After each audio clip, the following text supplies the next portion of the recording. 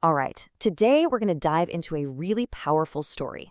It's all about grief, love, and that strange, winding road back to hope. Let's step into a world where loss feels just huge, as big as a winter sky, and where a little bit of light can show up in the most unexpected places. I mean, how do you find your way back when the one person who was your entire world is just gone?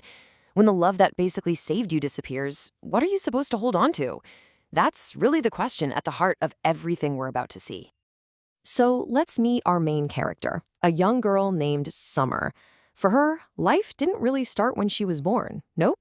It started when she was 6, after getting passed around between relatives in Ohio who, well, they never really felt like family.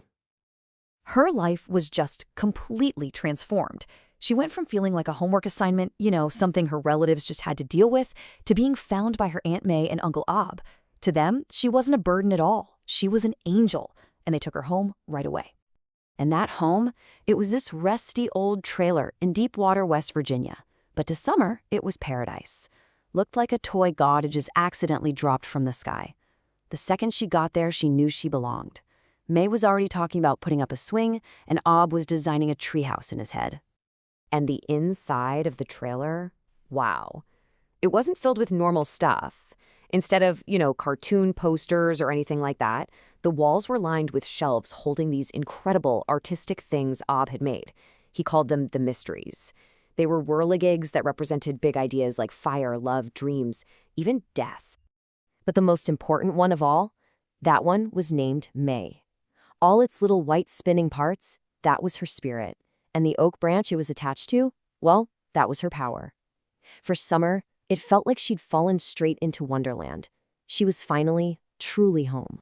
So for 6 years, this amazing, quirky paradise was their life. And then, just as suddenly as it all began, it shattered. One perfectly ordinary day, while May was out tending her garden, she dies. Her death just leaves this void, a hole as deep and as bleak as the February winter that settles over the mountains. The garden, which used to be so full of life and color, becomes this stark symbol of everything they've lost. And Ob, he is just utterly shattered. The night of the funeral, he just sits all alone in this old, forgotten Chevy, looking more like a scarecrow than a man. He's completely hollowed out by his broken heart. And Summer, who's 12 by now, feels totally adrift and so lonesome. For almost 6 months, they just hurt. That's all there is. Then, one day, something shifts. Ob becomes absolutely convinced that May has come back to them. He tells Summer with this look of total certainty, "I felt her, all up and down me like I'd just poured her in a glass and drunk her." He believes she's trying to reach him, but he can't quite hear what she's saying. He thinks he needs an interpreter. And hope shows up in the most unexpected way you can imagine, in the form of Cletus Underwood. He's a peculiar kid from Summer's class who collects pictures and stories. And Ob, who always had a soft spot for anyone a little bit different, he takes a real liking to this boy.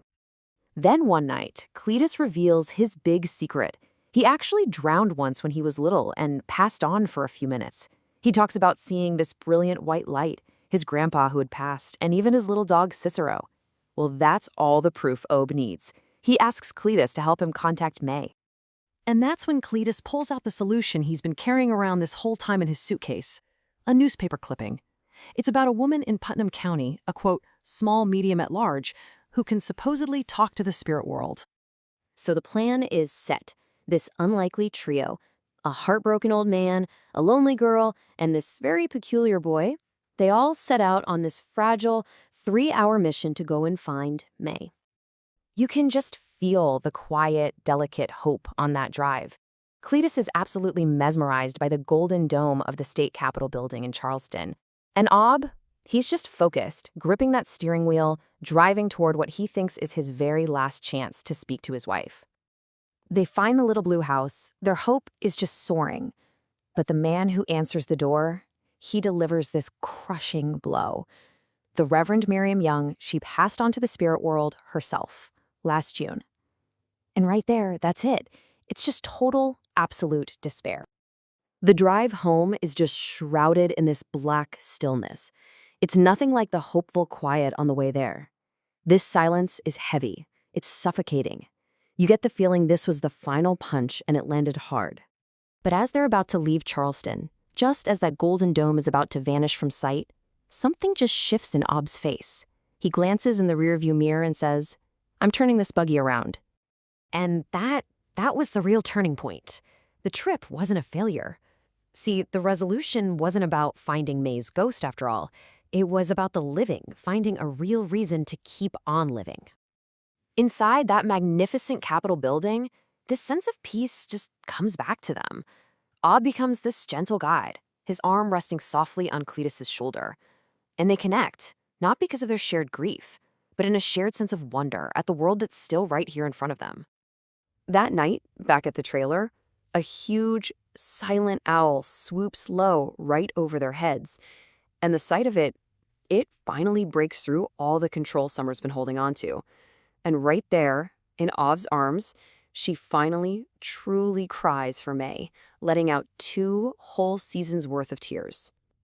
The very next morning, they take all of Ob's whirligigs, dreams, thunderstorms, fire, and May's spirit, and they plant them in her empty garden. And it's this breathtaking symbol that life, even though it's different now, it goes on. A new wind has come, and they're finally ready to feel it. Which kind of leaves us with this thought, doesn't it? Maybe the strongest connections we have aren't really broken by death. Maybe they're just transformed, waiting for a new wind, a new way of seeing things, to set them spinning freely once again.